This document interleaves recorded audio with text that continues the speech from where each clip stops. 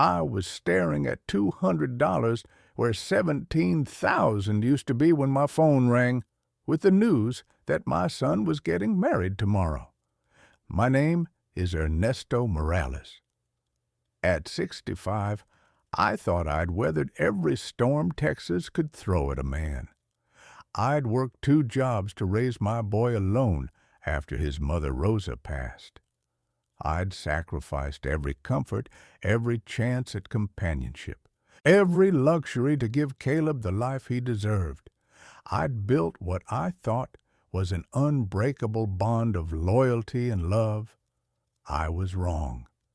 That Sunday afternoon in October, sitting at my kitchen table in my quiet Houston suburb, I learned that trust can be the most dangerous currency a father possesses.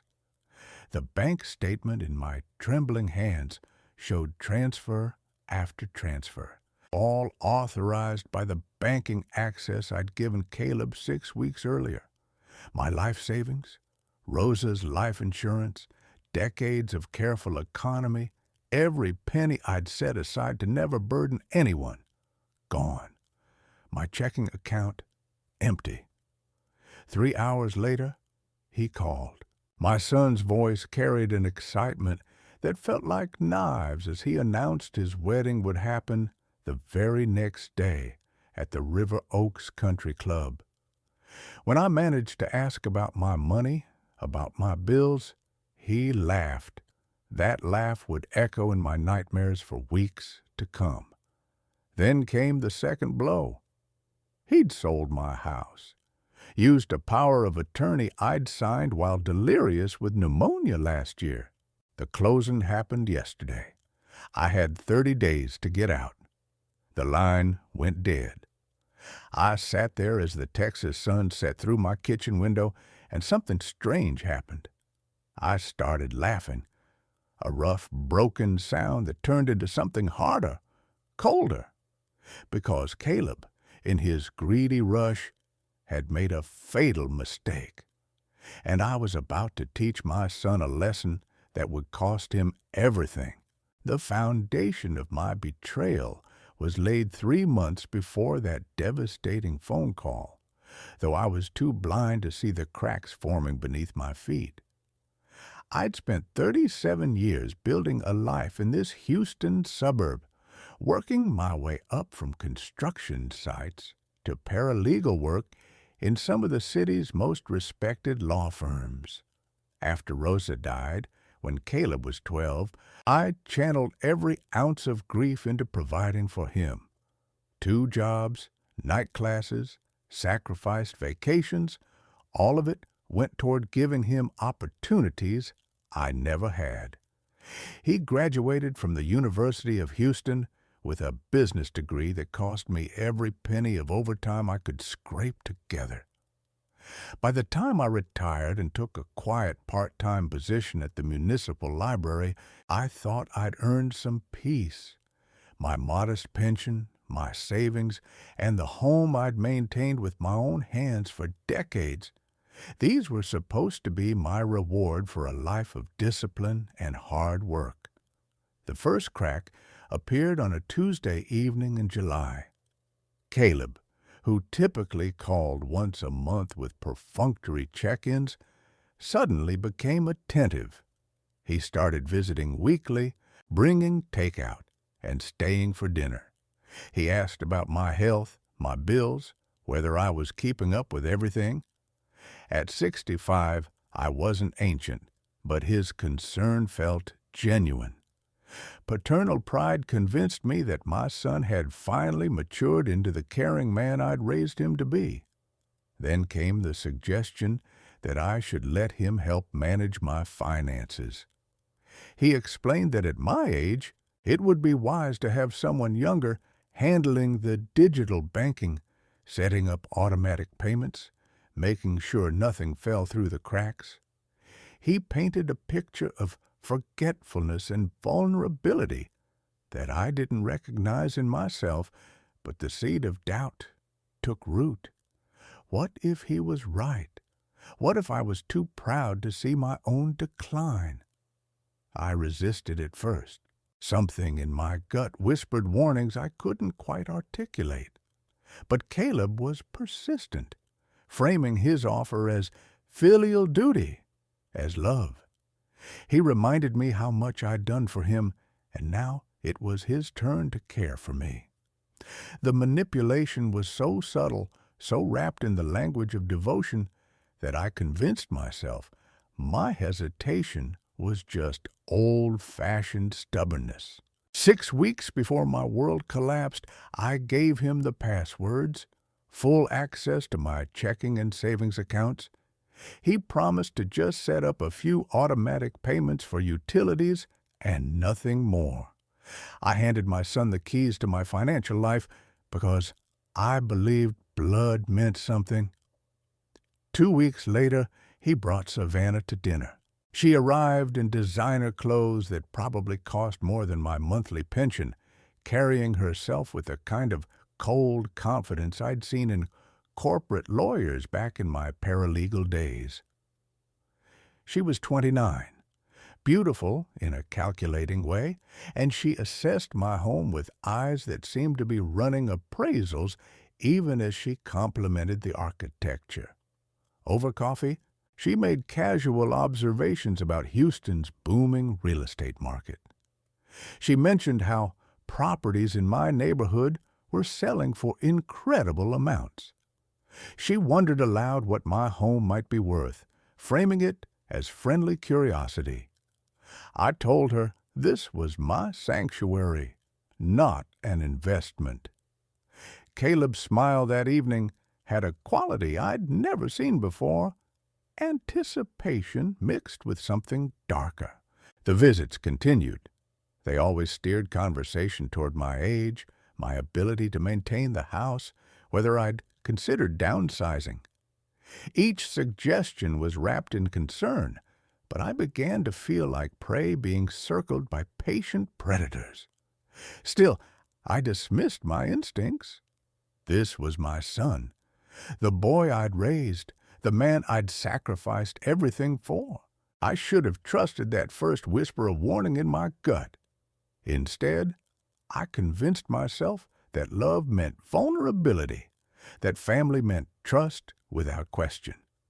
In my decades of legal work, I'd seen countless cases of elder financial abuse. I'd helped prosecute fraud. I knew every red flag by heart. But knowledge means nothing when your heart refuses to believe your own blood would cut you down. That was the greatest betrayal. Not what Caleb did to my accounts, but how he used my love as the weapon to blind me. That Sunday in October started like any other. I made coffee, read the paper, and decided to check my bank statement online, something I'd neglected since handing Caleb access. What I saw made my coffee go cold in my hands. Transfer after transfer. 10,000 here, 4,000 there, smaller amounts scattered throughout the previous 5 weeks. Each one showed Caleb's authorization, all perfectly legal, since I'd given him access. The largest hit was $15,000 from my savings, the account I'd built over 40 years, penny by painful penny. My checking account had been drained to cover what looked like venue deposits, catering services, and something listed simply as down payment. I sat there for 3 hours, watching the afternoon light change on my kitchen walls. The walls I'd painted myself 20 years ago. The tiles I'd laid when Caleb was in high school. Every corner of this house held memories of Rosa, of raising our son, of believing I was building something that mattered. When the phone finally rang, I almost didn't answer. Part of me wanted to preserve the last few moments before confirmation destroyed whatever hope remained. Caleb's voice burst through the speaker with barely contained excitement. He announced his wedding. Tomorrow, he said, at the River Oaks Country Club. He and Savannah had decided not to wait. It would be an incredible ceremony, he assured me. something people would talk about for years. My throat felt like sandpaper as I managed to ask about my money, about how I'd pay my utilities, my property taxes, my insurance premiums. His laugh was the sound of a door slamming shut on 37 years of fatherhood. He acknowledged taking the money with casual dismissal. They'd needed it for the down payment on their new condominium and for the wedding expenses. I had my pension, he reminded me. I'd be fine. Then, almost as an afterthought, came the killing blow. He'd sold the house, my house, used a power of attorney I'd signed while barely conscious with pneumonia 14 months ago. The closing had happened the previous day. I had 30 days to vacate the property. His tone suggested I should be grateful for the advance notice. The line went dead before I could respond. I sat there as shock gave way to something I hadn't felt in decades, pure cold rage. But beneath the rage, my old legal training began to stir. Something wasn't adding up. I pulled out my file cabinet and started digging through property documents with shaking hands. The power of attorney Caleb referenced, I found it in my medical records folder. I'd signed it while delirious with fever, barely able to hold a pen. The hospital social worker had suggested it as a precaution, and Caleb had been so insistent, so concerned. The notarization looked official, but the date struck me as suspicious. Then I found the sale documents that had arrived in Friday's mail, papers I'd been too devastated to examine carefully. The property address made my heart stop. 2847 Calle de los Robles, not 1523 Magnolia Drive where I sat. The house on Calle de los Robles was a rental property I'd purchased 8 years ago for $42,000, a fixer-upper in a marginal neighborhood that I'd been slowly renovating. According to these documents, Caleb had sold it for $40,000, taking a loss and creating a quick cash transaction. But my real home, this house where I'd raised him, where Rosa had died, where every board and nail held our family history, wasn't listed in the sale documents at all. My hands were still shaking, but now for a different reason. I pulled out the trust documents I'd established years ago. The Rosa Morales Family Trust held title to this property, valued at close to $600,000 in the current market. Caleb's name appeared in the trust as a beneficiary only, with zero control during my lifetime. In his greedy rush to cash out what he thought was my entire estate, my son had sold the wrong house. And in doing so, he'd committed fraud that even a retired paralegal could prosecute. The old wolf in me began to smile. I didn't sleep that night. Instead, I sat at my dining room table, surrounded by 30 years of legal knowledge and documents I'd carefully preserved. People think retirement means the end of usefulness, but my decades in Houston law offices had taught me something invaluable.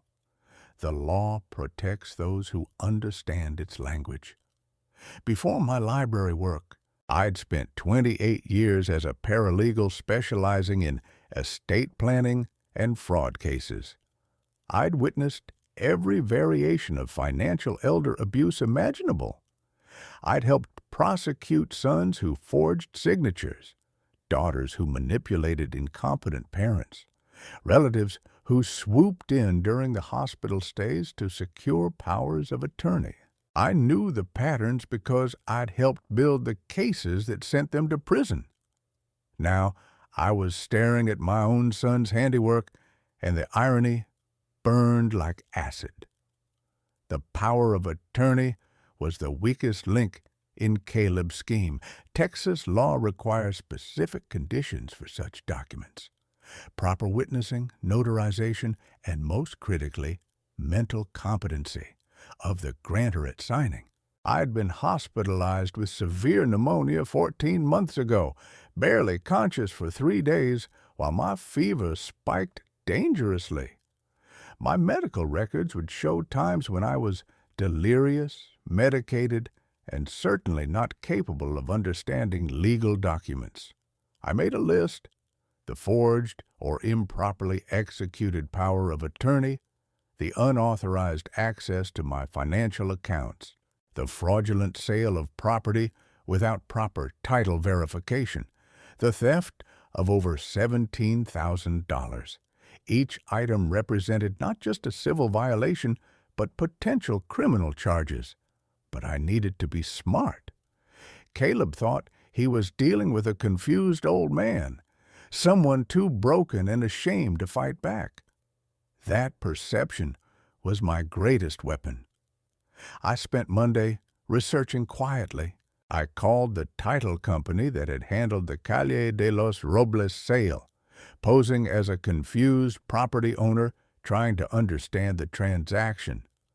The clerk confirmed what I suspected. The sale had been rushed with minimal documentation, and the buyer was some anonymous LLC. Classic money laundering structure. The $40,000 had been wired directly to an account in Caleb and Savannah's names. I contacted 2 former colleagues from my paralegal days, lawyers who now ran their own practices.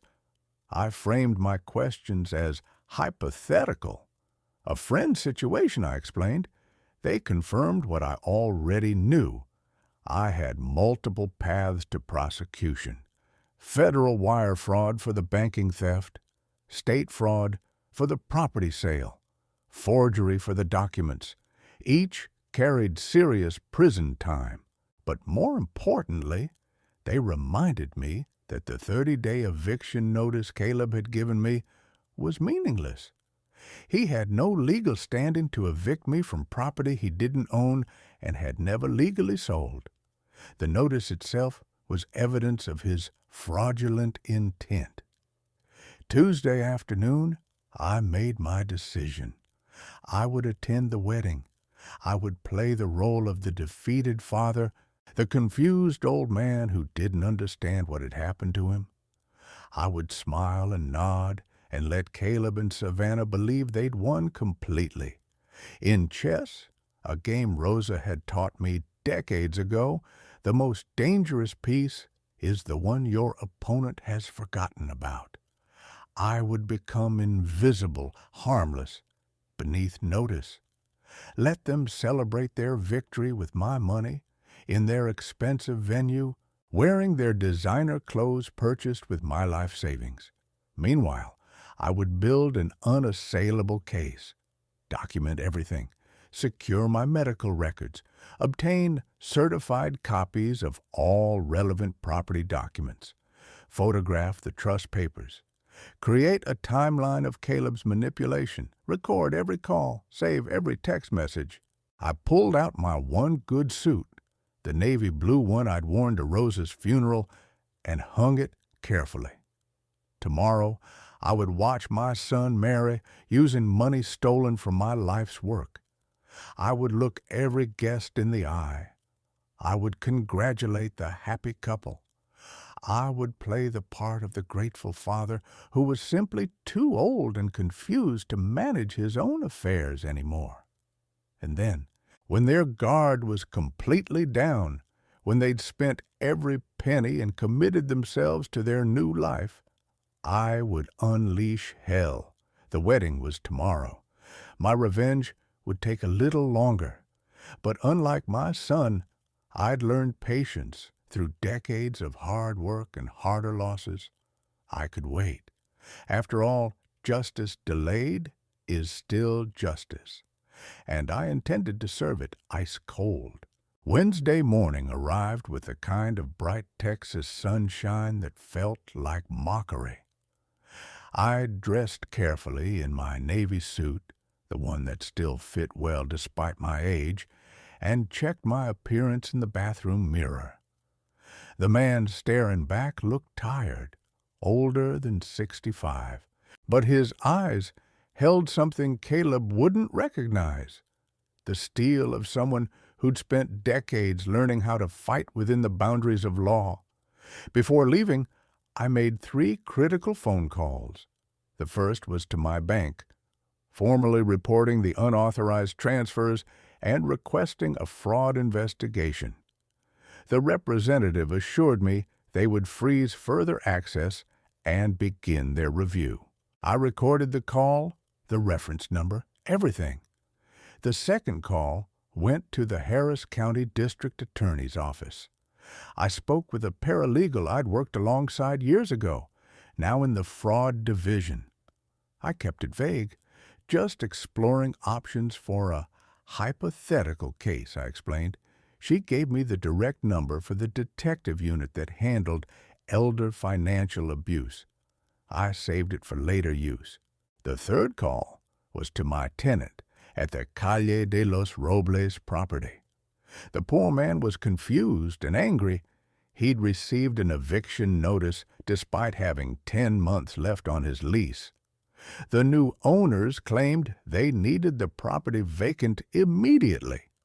I told him to ignore the notice, that it was invalid, and promised to handle the situation. His testimony about the attempted illegal eviction would be another nail in Caleb's coffin. I arrived at the River Oaks Country Club at 2 in the afternoon. The venue sprawled across manicured lawns with the kind of ostentatious elegance that screamed money. My money, I reminded myself. Every flower arrangement, every chair draped in white fabric, every glass of champagne being poured, all funded by the $17,000 Caleb had stolen. A few people I didn't recognize offered polite nods as I entered. I realized with a cold shock that Caleb hadn't invited any of my friends or our old neighbors. The guest list consisted entirely of Savannah's family and their wealthy social circle. I was there as a prop, the dutiful father providing the illusion of family blessing. I found a seat in the back row. From there, I could observe everything while remaining unobtrusive. Savannah's mother, a woman in her 50s wearing enough jewelry to fund a small car, whispered loudly to her companions about the venue's prestige. Her father, equally polished, discussed property investments with another guest. These were people for whom $40,000 was pocket change, which made me wonder what they'd think if they knew where the wedding money actually came from. Caleb appeared 30 minutes before the ceremony, glad-handing guests with the confidence of someone who believed he'd pulled off the perfect crime. When he spotted me, his expression flickered. Surprise, perhaps guilt, then something harder. He approached with Savannah at his side. He greeted me with manufactured warmth, thanking me for coming despite everything. Savannah's smile was pure ice as she commented on my suit, suggesting with subtle condescension that it must be vintage. She added, with venom disguised as concern, that I should start looking at senior living facilities soon since my time in the house was running out. I smiled gently, playing the confused old man to perfection. I told them the ceremony looked beautiful, that Rosa would have been proud. I mentioned how tight money would be now, but I'd manage somehow. Savannah actually patted my shoulder with false sympathy before they moved on to more important guests. Throughout the ceremony, I maintained my mask of benign presence. I watched my son pledge eternal love to a woman who'd helped orchestrate my financial destruction. I heard him speak of trust and partnership and building a future together. The irony was so thick, it was almost funny. At the reception, I ate the expensive catered food, drank the premium champagne, and made polite conversation with strangers who saw me as nothing more than the groom's elderly father. Nobody asked about my life. Nobody wondered about my story. I was invisible, exactly as I needed to be. As the evening wound down, Caleb approached one final time. He reminded me, almost casually, that I had 26 days left before eviction. He suggested I start packing soon, perhaps donate most of my furniture since assisted living facilities didn't have much space. I thanked him for his concern and congratulated him once more on his marriage. Then I drove home to my house, the house he thought he'd sold, and began making the calls that would destroy him. The morning after the wedding, while Caleb and Savannah departed for their brief honeymoon in Cancun, I walked into the Harris County Sheriff's Office and filed a formal complaint for theft, fraud, and forgery.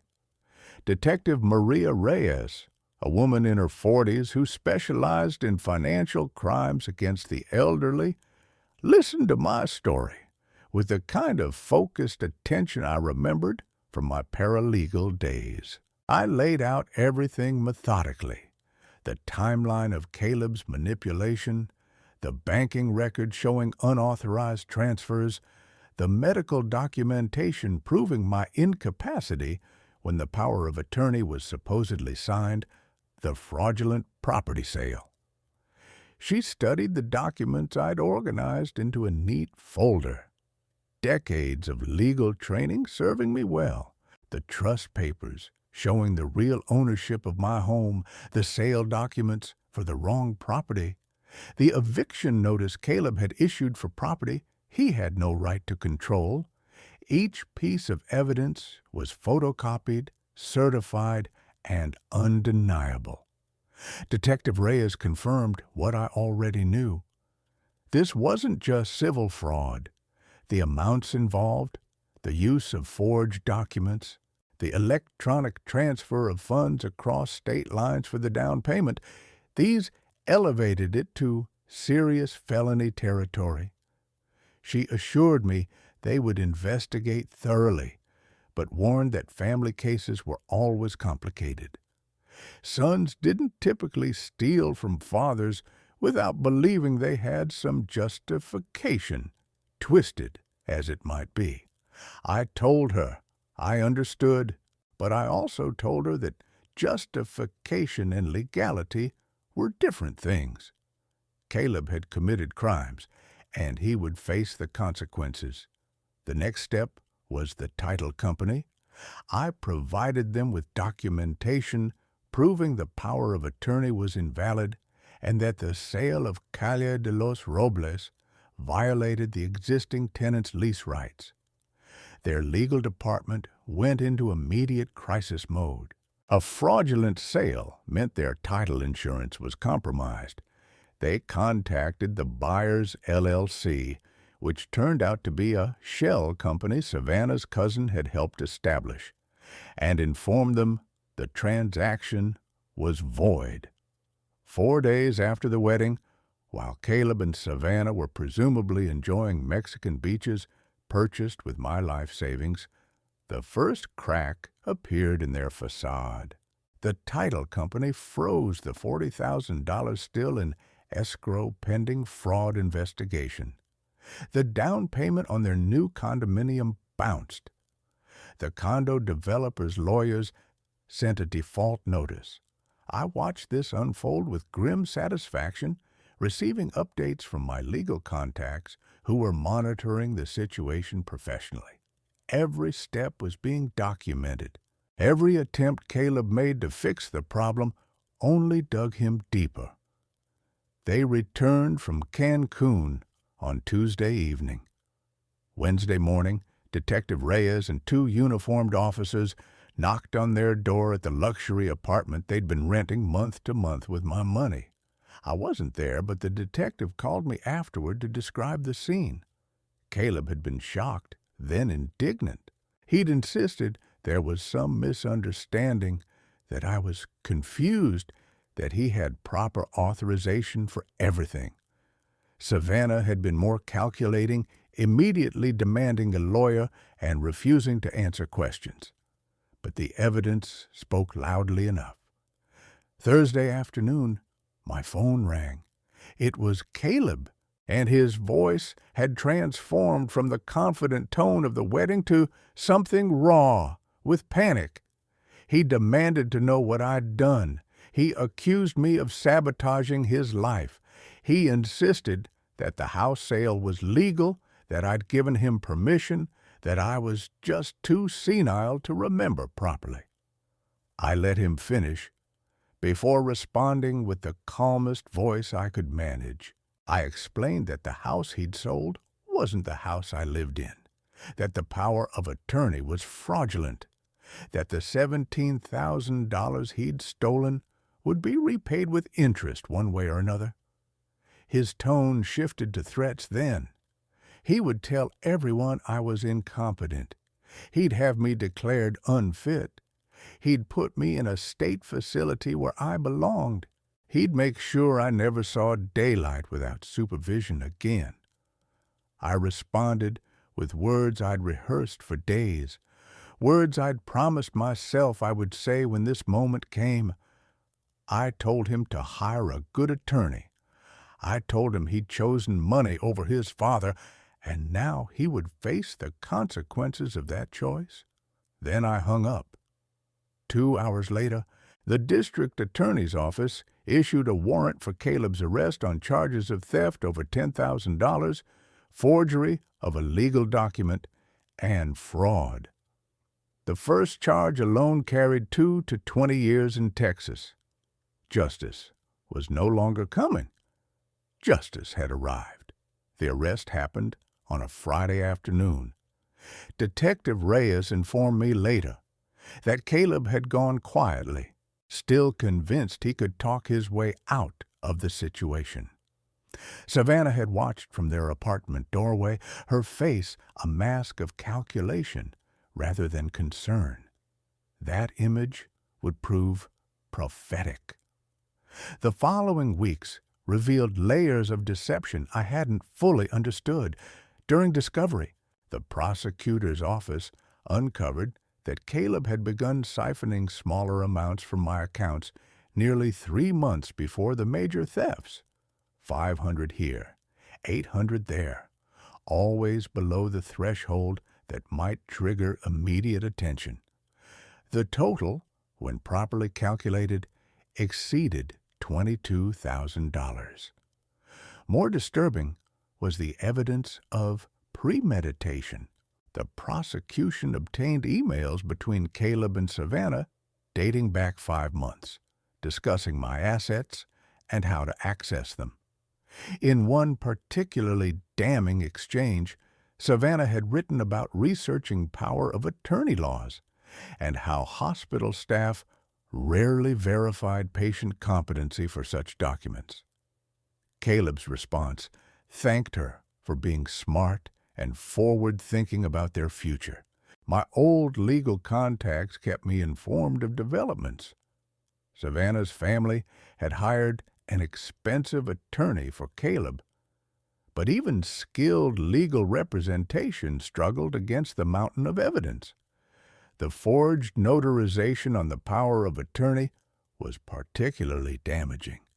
The notary's record showed she'd been in Dallas on the date the document claimed to be signed in Houston. Caleb had apparently found someone willing to backdate their seal for a few $100s. 6 weeks after the arrest, Savannah filed for divorce. The papers cited fraud and misrepresentation. Apparently, Caleb had told her my assets were his to use, that I'd agreed to transfer everything to him before I became too senile. She claimed to be an innocent victim of his deceptions. Her attorney leaked details to local media, painting her as a naive young woman deceived by a criminal. The performance was Academy Award worthy. The divorce proceeding revealed more ugly truths. The condominium down payment had been $45,000, meaning Caleb had found additional money somewhere. Investigation showed he'd taken a personal loan using my property as collateral, forging my signature on those documents as well. The lender was now pursuing their own criminal complaint. Through all of this, Caleb tried calling me repeatedly. I never answered. He sent letters from his attorney proposing settlements where I'd drop criminal charges in exchange for repayment plans. Each offer was less realistic than the last. He had no assets, no job, and faced multiple civil judgments beyond the criminal case. I attended every preliminary hearing, sitting in the back of the courtroom in my Navy suit. Caleb would turn to look at me sometimes, his expression cycling through anger, pleading, and resentment. I kept my face neutral, revealing nothing. Other times, I saw the boy I'd raised flicker across his features, and those moments hurt more than any theft could.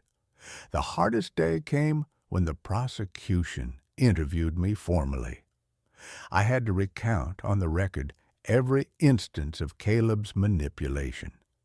I had to acknowledge that I'd given him the bank passwords willingly, even if he'd used them criminally.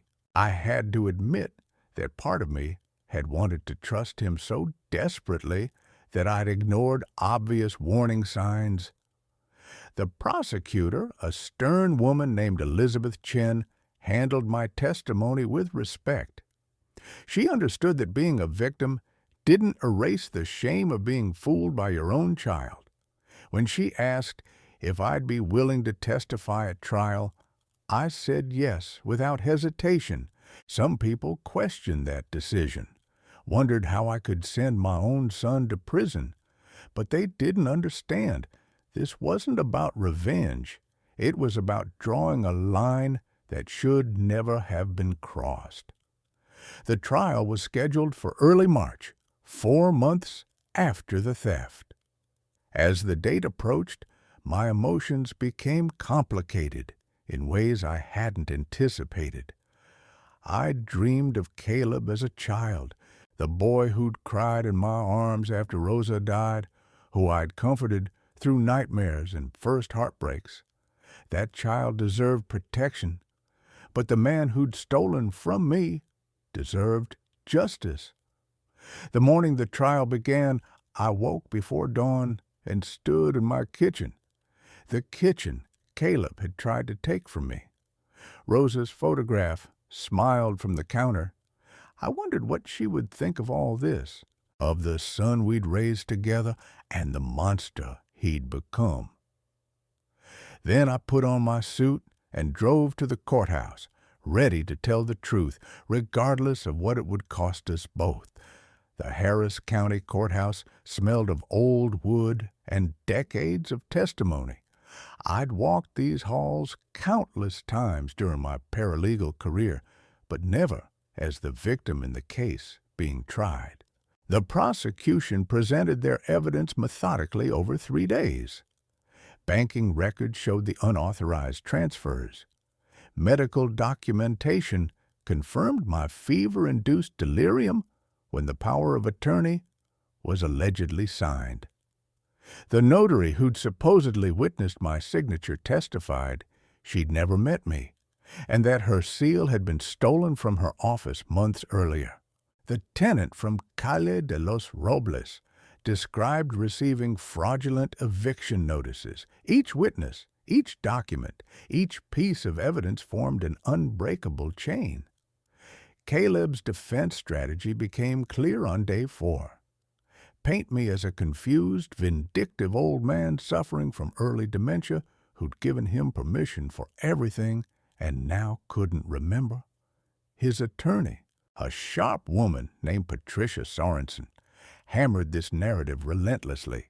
She highlighted my age, my retirement, my part-time library work. She suggested that someone sharp enough to create a family trust years ago might now be experiencing cognitive decline.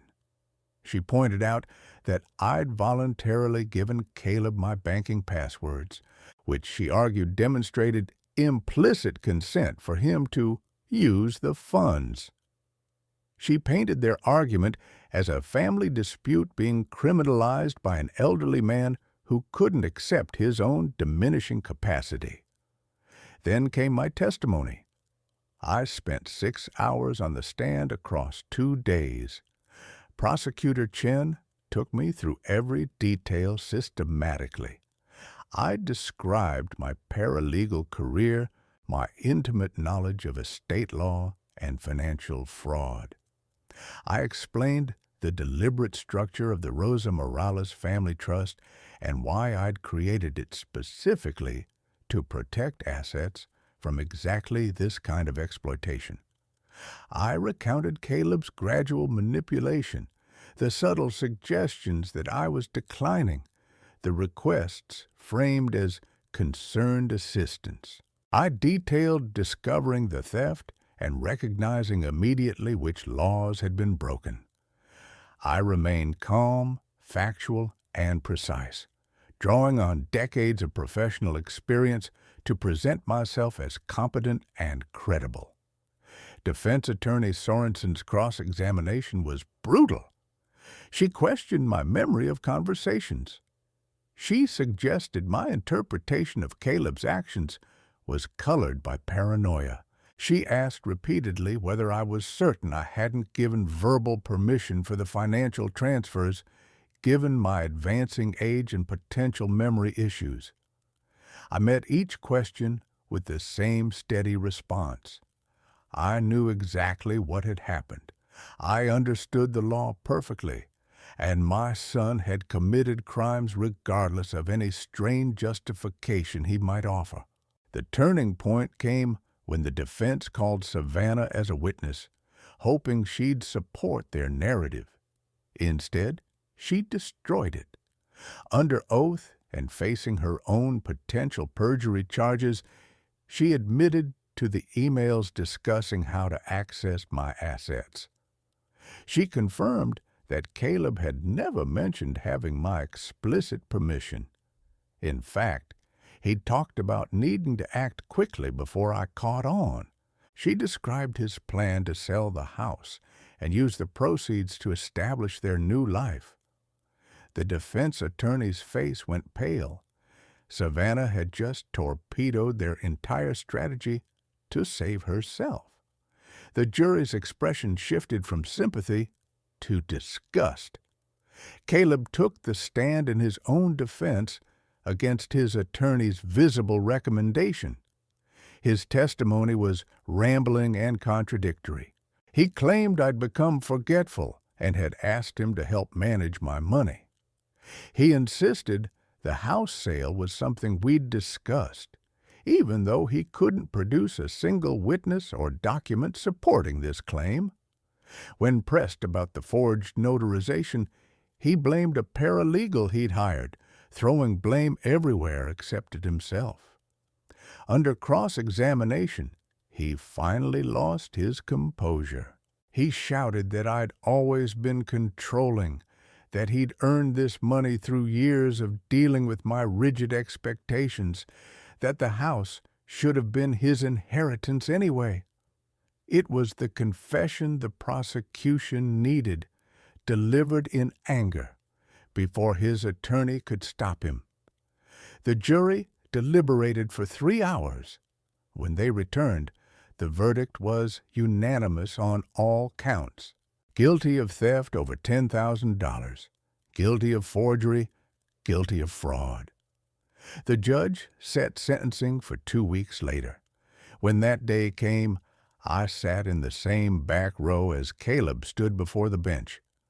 The judge, a stern man in his 60s who'd seen every variation of human weakness, spoke about betrayal of trust and exploitation of the vulnerable. Then he pronounced sentence, 7 years in state prison, restitution of all stolen funds plus penalties, and permanent prohibition from serving as anyone's legal representative or financial agent. The gavel fell like thunder. My son was led away in handcuffs, and I sat alone in the emptying courtroom, wondering how we'd arrived at this ending. 6 months after the sentencing, My life in Houston has settled into a rhythm I never expected to find at 65. Caleb is serving his 7-year sentence at the Michael Unit in Tennessee Colony, Texas. He'll be eligible for parole in 3 years if he demonstrates good behavior and completes restitution requirements. The state has garnished his future earnings, whatever they might be, to repay the stolen funds. Between the criminal penalties and the civil judgments, he owes me over $73,000, including interest and legal fees. Savannah's divorce was finalized 4 months ago. The settlement left her with significant debt, since the court held her partially liable for the fraudulent condo down payment. Her carefully constructed social media presence disappeared overnight. Last I heard through courthouse contacts, she'd moved back to her parents' home in San Antonio and was working 2 jobs to pay her restitution obligations. The designer clothes and country club wedding seemed like artifacts from another lifetime. The property Caleb fraudulently sold, the little house on Calle de los Robles, remains in my ownership. The attempted sale was voided completely. My tenant, relieved to have legal clarity, signed a new 3-year lease at a modest rate. The rental income helps cover my property taxes and provides a small cushion in my retirement budget. The funds Caleb stole are being repaid through court-ordered restitution, though at a pace that means I'll likely never see most of it. The state's Victim Compensation Fund provided some immediate relief, and my bank returned a portion after their fraud investigation confirmed unauthorized access. I'm not made whole financially, but I'm surviving. Savannah's parents, who'd so proudly displayed their wealth at the wedding, became notably absent once the criminal case made local news. They hired lawyers to ensure none of their assets could be touched by their daughter's restitution obligations. Family loyalty, apparently, has limits. The notary whose seal was forged on my power of attorney faced professional discipline but avoided criminal charges since she'd been a victim of theft rather than a willing participant. She now gives talks at legal conferences about document security, something she learned from bitter experience. Detective Reyes, who'd handled my case with such professionalism, stopped by my house 2 months ago just to check in. She told me that elder financial abuse cases rarely ended with such clear-cut justice. Most families settled quietly out of shame, allowing the perpetrators to escape meaningful consequences. She thanked me for being willing to follow through despite the personal cost. My former colleagues from the legal world reached out after the trial. Several offered consulting work, reviewing estate documents for their elderly clients to prevent similar exploitation. At 65, I found myself with a small but meaningful second career, helping others protect what they'd built from those who'd exploit their trust. The library where I work part-time has become more than just a job. I started a monthly program for seniors on financial protection and estate planning basics. The attendance surprised everyone. Apparently, my story resonated with others who feared similar vulnerabilities but didn't know how to defend themselves. I've reconnected with old friends I'd neglected during the years I devoted entirely to raising Caleb. We play chess at the community center on Thursday evenings, swap stories, and remind each other that we're not invisible just because we've added years. The house, my real house, the one Caleb tried to steal, has never felt more like home. I repainted the kitchen last month, the same warm yellow Rosa had chosen decades ago. I tend the garden she planted now overgrown but being slowly reclaimed. Each improvement feels like an act of reclamation, proving that I'm still here, still capable, still the master of my own life. I'm planning a trip next spring. Nothing elaborate, just a week driving through New Mexico and Arizona, places Rosa and I always meant to visit. The rental income and my recovered savings make it possible. I'll take photographs, eat good food, and remind myself that life doesn't end just because your 60s arrive. People ask if I regret taking Caleb to trial, if family should forgive anything. They don't understand that forgiveness and accountability aren't opposites. I can grieve for the son I thought I had while still insisting that the man he became faced justice for his crimes. The hardest truth I've learned is that love without respect is just manipulation waiting to happen. I loved Caleb with everything I had, but he never respected what that love cost me. He saw my sacrifices as weaknesses to exploit rather than gifts to honor. Do I think about him? Every day. Do I visit him in prison? No.